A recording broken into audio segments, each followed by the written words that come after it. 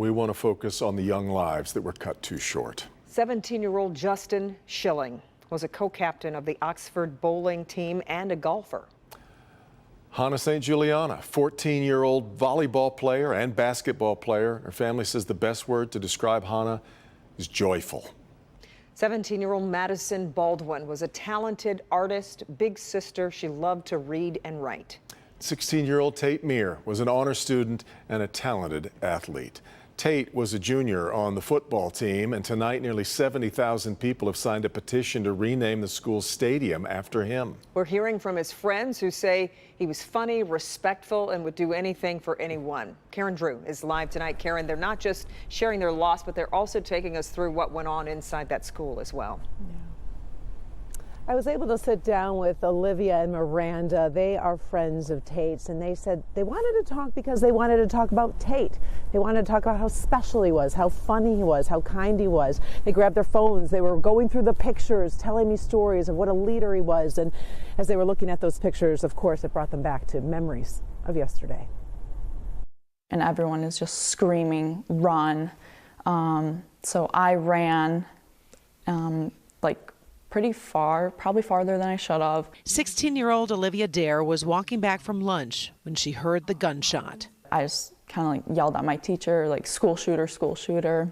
He did not even doubt me for a sec. He went straight to the door, locked it, barricaded it, sent another student to the other door. At the same time, her friend, 16-year-old Miranda Wanimko, was doing the same thing a few halls away. We have the night lock that Oxford has right next to our doors, so we put the night lock in the door, and I just grab desks and I put them along the door, just trying to fit as many as possible, and then we all run to the corner. Little did they know, their childhood friend and football star, Tate Meir, had been shot in the hallway and was bleeding out. If you ask anyone from Oxford, Tate would be the guy to go after the gunman. He would be the one to save everyone's lives, like put everyone's lives before his. Time passed, texts exchanged, no one heard from Tate. When did you know there could have been something wrong with Tate? I was in the car on my way home with my dad, and he was like, hey, you should call Tate, like no one can find Tate.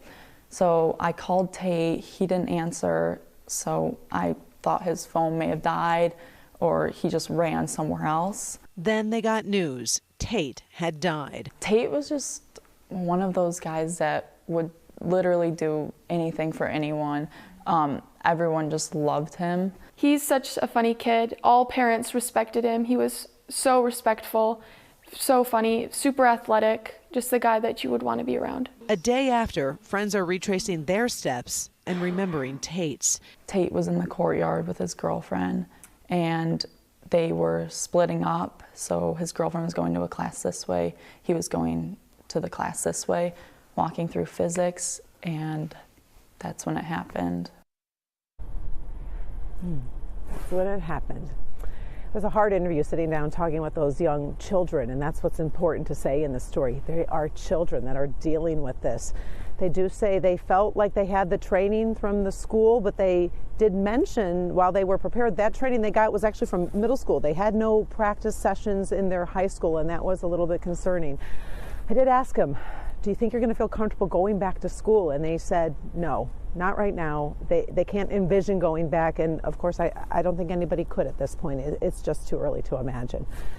Devin, Kim, back to you. Yeah, what a difficult conversation I know that must have been to have with those girls, Karen, but so thankful that they shared their memories of Tate with us. We really appreciate it. The sheriff said it had probably been before COVID since the last time they had done the training at the school, so probably some had not been in the school for it at that time.